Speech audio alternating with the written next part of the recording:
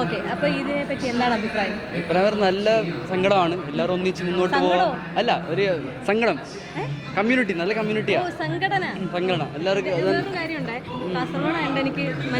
Slang മനസ്സിലാവില്ല. പക്ഷെ ഇത് നല്ല കമ്മ്യൂണിറ്റി. എല്ലാവർക്കും ഒന്നിച്ച് എല്ലാ ഇൻഫ്ലുവൻസേഴ്സ്ക്ക് ബ്ലോഗേഴ്സ്ക്ക് നല്ല കമ്മ്യൂണിറ്റിയാ. എല്ലാവരും ഒന്നിച്ചായിട്ട് മുന്നോട്ട് പോവാം. അതാണ് നല്ല ഒരു ഇനിഷ്യേറ്റീവാ.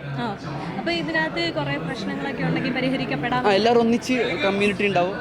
എല്ലാവരും ഒന്നിച്ച് ഇരുന്നിട്ട് ടേബിൾ നിൽക്കുന്നുണ്ടാവും. എങ്ങനെയുണ്ട് ഈ ഒരു?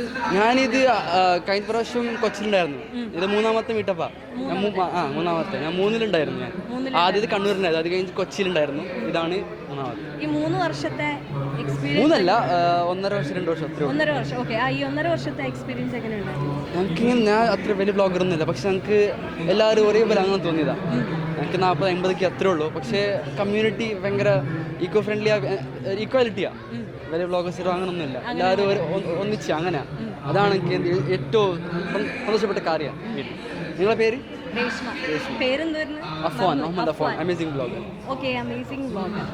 കണ്ടതിൽ സന്തോഷം. ബ്ലോഗിങ്ങിനെ പറ്റി എന്താണ് അഭിപ്രായം? ബ്ലോഗിങ് ഞാൻ ഫുഡ്, ട്രാവൽ വ്ലോഗ് അതൊക്കെ ചെയ്യും. ഞാൻ ആൾക്കാരുടെ സ്റ്റോറിയൊക്കെ പോർട്രേറ്റ് ചെയ്യും. എനിക്കൊരു ആഗ്രഹമുണ്ട്. അതായത് കാസർഗോഡ് ഭാഷ നമുക്ക് നന്നായിട്ട് മനസ്സിലാവില്ല. ഞാൻ പറയുന്നത് മനസ്സിലാവുമല്ലോ? അത് മനസ്സിലാവും. ഓക്കെ, അപ്പൊ നമുക്ക് മനസ്സിലാവാതെ നിങ്ങളുടെ അവിടുത്തെ ആ ഒരു പ്രാദേശിക ഭാഷ എന്തെങ്കിലുമൊക്കെ പറയുമോ? എന്ത് ബായ്, എന്ത് കഥ എന്താക്കുന്നുണ്ട്? അതെ, വേറെന്ത്? വേറെ ചോറ് വെച്ച ബായ്. ചോറ് വെച്ച അത് കാസർഗോഡ് സ്ലാങ്. എന്ത് ബായ് ഗുൽമാലാക്കുന്ന? ഗുൽമാൽ കൊളാക്കണം.